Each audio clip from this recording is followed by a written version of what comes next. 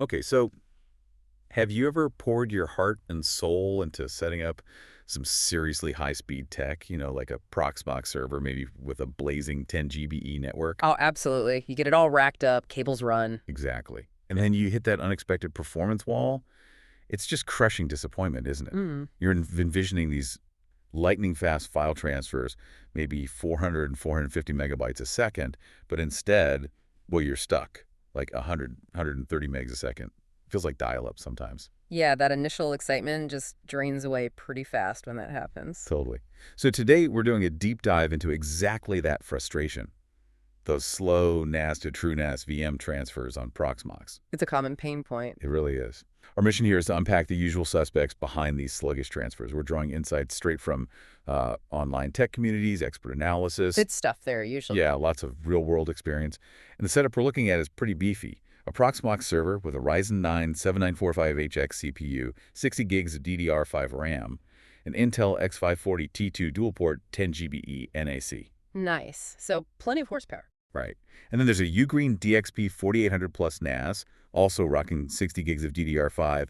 It's all connected to a TrueNAS VM via 10 GBE switch. Yeah. Jumbo frames, MTU 9000 enabled.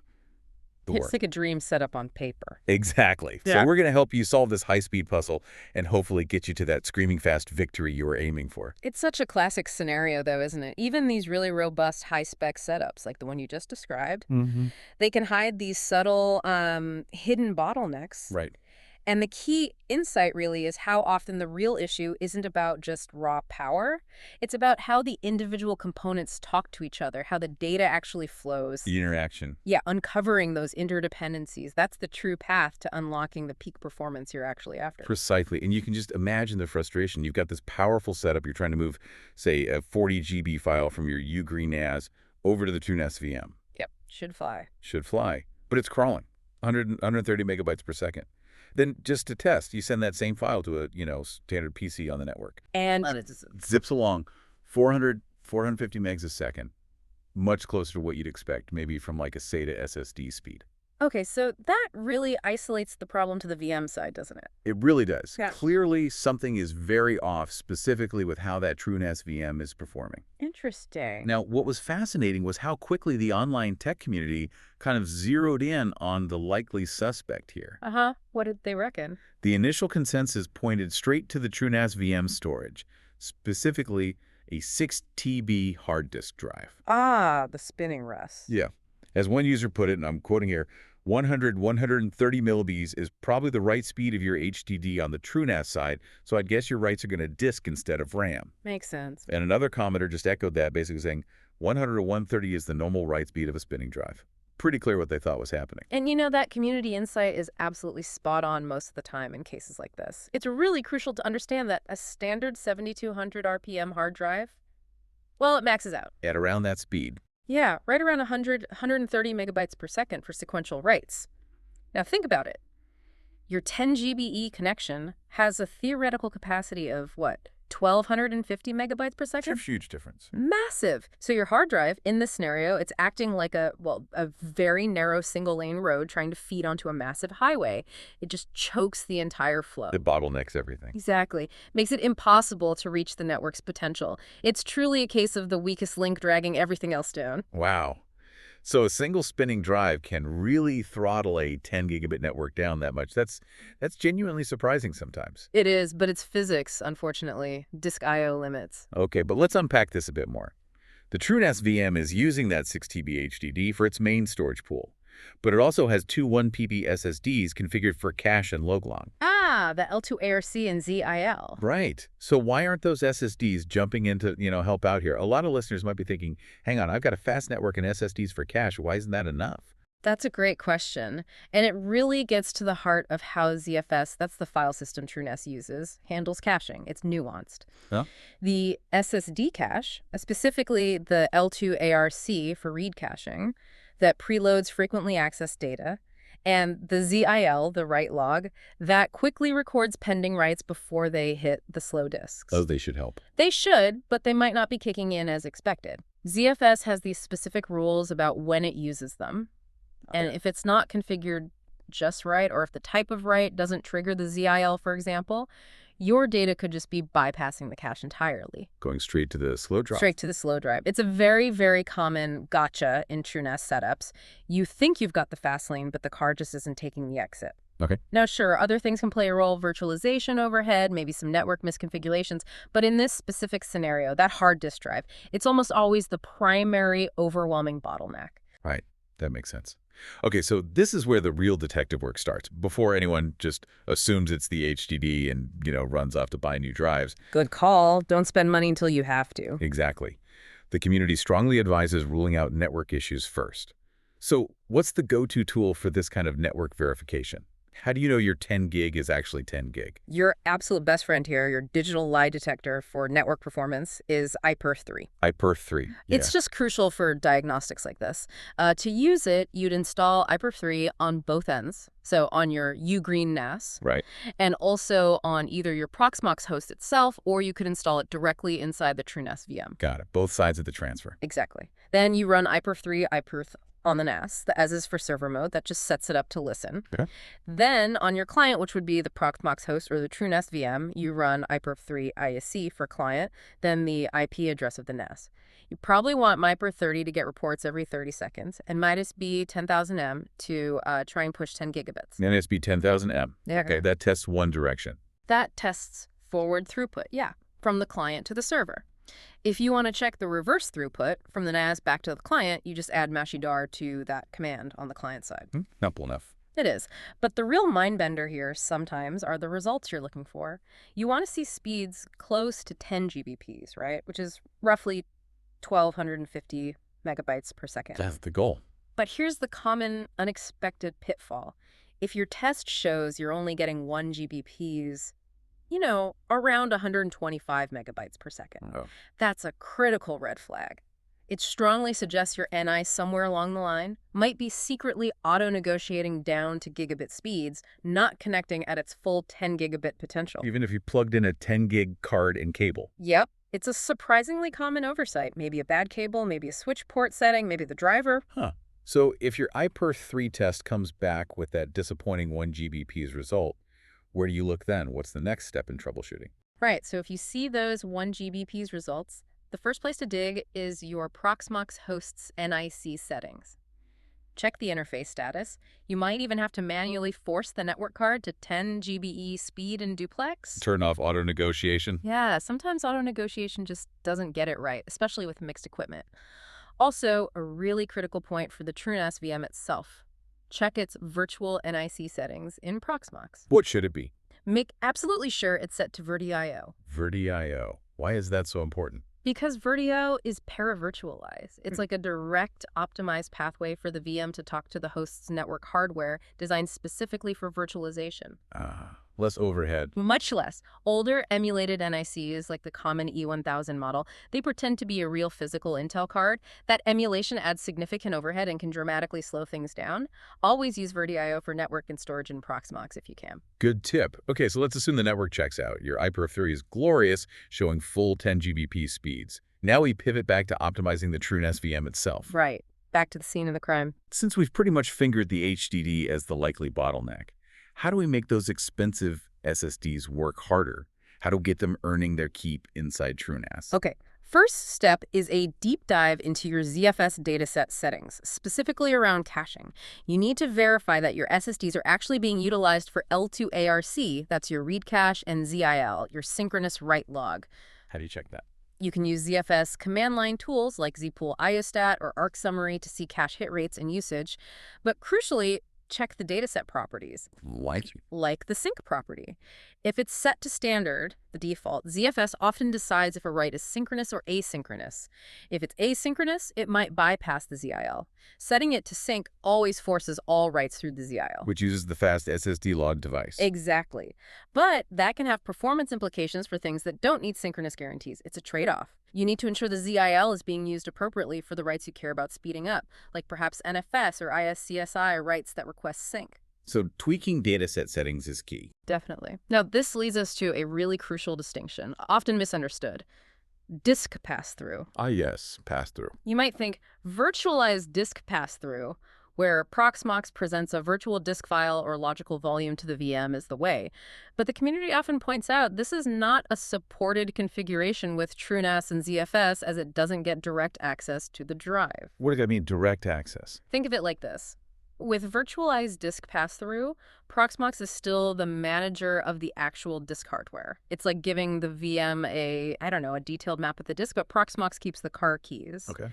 But for really superior performance, especially with ZFS, which likes to talk directly to the metal, the recommendation is often PCIe pass-through of the entire storage controller, usually an HBA, a host bus adapter card. You pass the whole card to the VM. The whole card. This is like handing the TrueNAS VM the actual keys to the car, or rather the keys to all the drives connected to that card.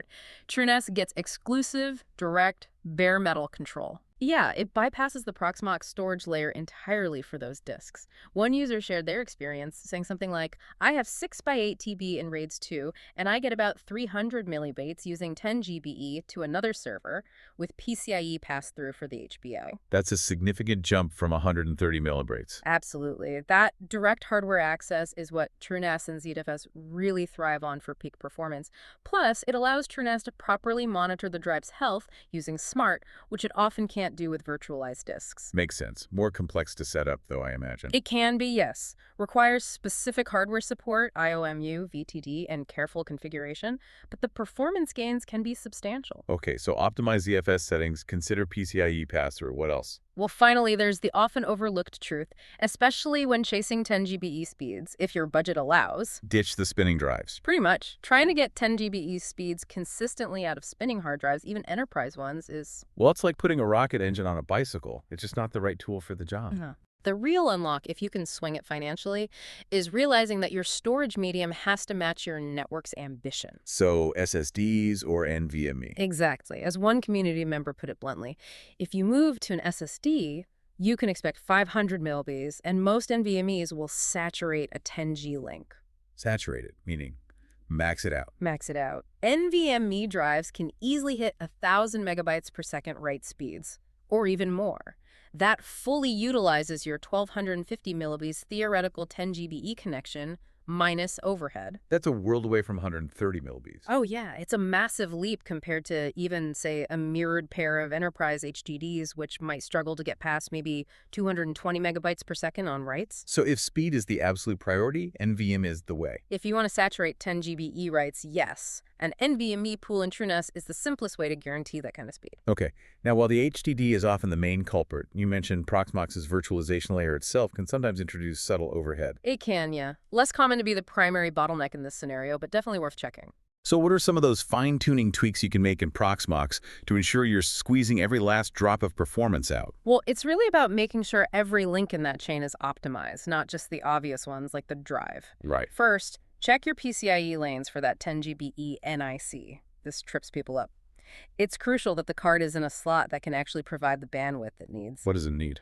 Ideally, in by 4 or by 8 PCIe slot. Version matters too, like PCIe 3.0 or 4.0. And here's a pro tip people miss.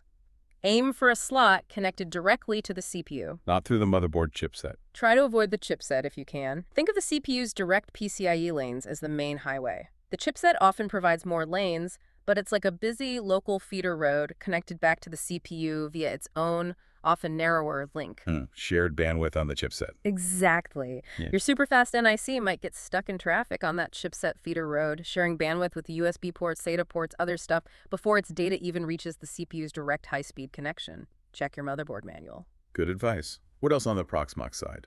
Another area to scrutinize, especially if you're trying to get fancy with multiple network ports, is bonding NICs. Be careful to avoid network loops. Loops. The community warns, and rightly so.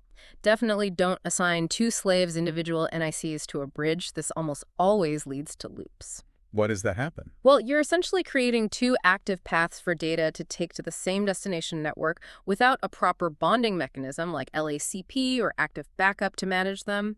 Data can end up circling back on itself, flooding the network and grinding things to a halt. Ouch. So how do you do it right? You create the bond first in Proxmox Choose Your Mode, LACP if your switch supports it, or maybe Active Backup. Then you assign that bond interface, the single logical interface, to the VM's bridge, not the individual physical NICs. One bonded interface goes to the bridge. Got it. One other small thing. Make sure the TrueNAS VM's own virtual disk, the one holding the TrueNAS operating system itself, is hosted on an SSD on the Proxmox host. Not on an HDD. Preferably not. A VM running its OS from a slow spinning drive can introduce its own general sluggishness, adding just another layer of potential slowdown. Every little bit counts when you're chasing peak speed. Okay, makes sense. Now, for those listeners who are really chasing the ultimate victory, they want to squeeze every last drop of performance. The speed demons. Yeah.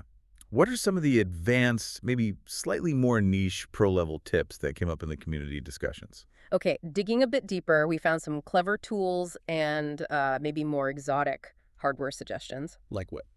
One interesting pro tip was using a tool called buffer. Buffer. Yeah. Apparently, it can buffer data in system memory during a transfer. The idea is it helps in reducing the impact of HDD write delays during large transfers. Sort of smooth things out by using RAM as a temporary holding area. Interesting. Like an extra cache layer in software. Kind of, yeah. Another suggestion for those needing high capacity and better than SATA HDD speed, but maybe NVMe is too pricey or not enough capacity. What's the middle ground? Switch to SAS drives, someone suggested. Get an HBA card and 12 GB SAS drives, and you'll see 300, 400 millis. SAS drives. Faster than SATA HDDs. Generally, yes. Especially enterprise SAS drives. They often have higher RPMs, better command queuing, but they noted they are pricier than SATA HDDs, and you need that HBA card, not just plugging into motherboard SATA ports. Big off, always trade-offs. Always. RAID configurations like RAID 10 or ZFS mirrors, which is like RAID 0+1 conceptually, were also mentioned as ways to improve HDD performance through striping. Right. But honestly, the consensus seemed to lean back towards if speed is your absolute primary goal for this pool, a single SSD or NVMe pool might actually be simpler and faster than complex HDD RAID setups. Keeps it simple, stupid. Sometimes, yeah. Oh. Especially with flash storage prices coming down. Okay, so bringing this all together, what does all this mean for you, the listener, beyond just the numbers and the tech specs? Why does this deep dive into optimizing Proxmox and TrueNAS really matter in the grand scheme? Well, if we connect this to the bigger picture, right? Slow transfer speeds, they aren't just some technical annoyance. They can genuinely derail your workflows, impact your productivity. How so? Think about it. Whether you're backing up critical business data where time is money, or maybe you're trying to stream high-definition media across your home network without stuttering. Or running a complex home lab for learning or development. Exactly. Sluggish performance impacts all of that. And what this whole troubleshooting journey highlights is, I think, a universal truth. Every single component in your setup. Every single one. Everyone. From the drive storing your data, to the ZFS settings, to the virtual NIC type, to the PCIe slots connecting your network card, they all have to align perfectly to achieve that peak performance you want. It really is like a chain. It's exactly like a chain. Yeah. Or maybe a finely tuned orchestra. One out-of-tune instrument, one weak link, and the whole performance suffers. And my own research backs this up, If you look at the official TrueNAS documentation, it explicitly states that ZFS performance relies heavily on proper cache configuration and, ideally, direct disk access, especially in virtualized environments. They know pass-through is better. They strongly recommend it or bare metal for best results. Similarly, Proxmox's own networking guides. They hammer home the importance of using VirtIO drivers and setting up NIC bonding correctly for optimal throughput. So the official docs agree. They do. By addressing these often hidden bottlenecks, the slow drive, the wrong VNIC, the ZIL settings, you're not just fixing a technical problem, you're fundamentally transforming your entire experience with the system. You're turning that frustrating crawl into fluid, high-speed operations. That's the goal. Okay, so the journey to faster NAS to TrueNAS VM transfers on Proxmox. It's definitely a puzzle, but as we've seen today, the pieces are actually pretty clear once you know where to look. First, run that iPerf3 test. Absolutely confirm your 10 GBE network is actually running at 10 GBE speed. Don't skip that. Crucial first step. Next, dive into optimizing your TrueNAS VM. Check those ZFS settings. Be sure that SSD cache, L2ARC ZIL, is actually being used effectively. Right. Or, even better if you can manage it, pass through your entire storage controller, HBA, using PCIe pass-through. For that direct access performance boost. Exactly. Then, if your budget allows and speed is paramount, seriously consider swapping out those spinning HDDs for SSDs, or, ideally, NVMe drives to fully saturate that 10 GBE link. The ultimate fix, often. And finally, don't forget the Proxmox side hygiene. Yeah. Double-check your VM's network settings are using VertiIO, ensure your 10 GBE card is in a good PCIe slot with enough lanes, and avoid those network loops if you're bonding. Dot the I's and cross the T's. Right. Do all that, and you can absolutely transform those sluggish, frustrating transfers into a genuinely thrilling high-speed victory. Absolutely. And maybe, as you go out and apply this knowledge, here's a final thought to kind of mull over. This fascinating interplay of components we've been talking about. How even the strongest link in a chain, like that 10 GBE network, is ultimately only as strong as the weakest link, like that single HDD. Yeah. Well, understanding these bottlenecks isn't just about getting faster file transfers. It's really about mastering the holistic performance of any complex system, whether that's your tech infrastructure or maybe broader organizational processes or even personal workflows. Interesting parallel. So the question to ponder is, how many hidden HDDs, those unseen, maybe legacy bottlenecks, might be slowing down other important parts of your life or work? Where else is a single slow component holding back the potential of the entire system?